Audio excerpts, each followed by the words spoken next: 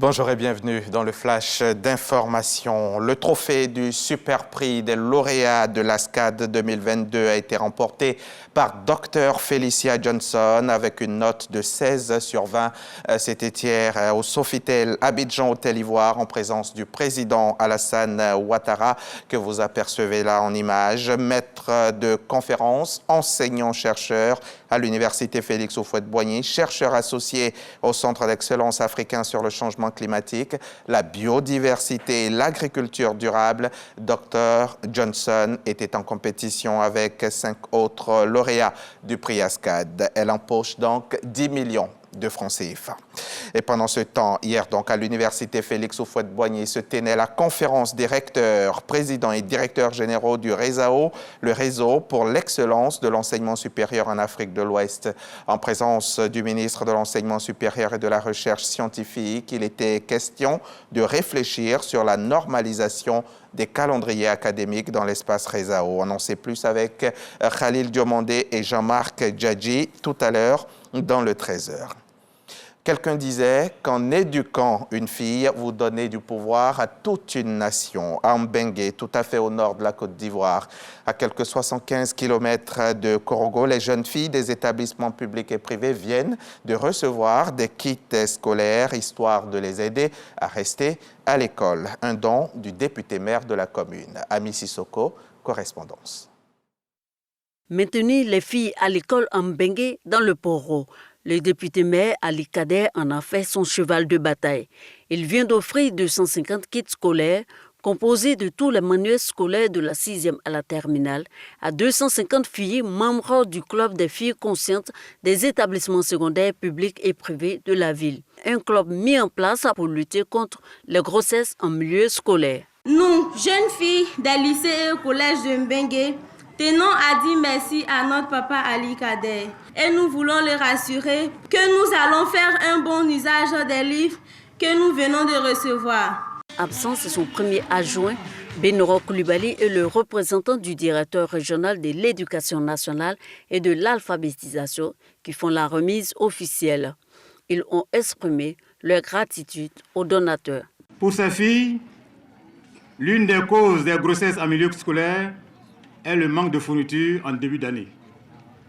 Le député maire, qui a fait de la lutte contre les grossesses en milieu scolaire son cheval de bataille, a décidé d'aller plus loin en mettant à leur disposition 250 kits scolaires. Offrir des kits scolaires, c'est lutter contre la déscolarisation des élèves en situation difficile. À cet effet, Monsieur le Drena voudrait témoigner toute sa reconnaissance et exprimer son infinie gratitude à l'honorable Ali Kader.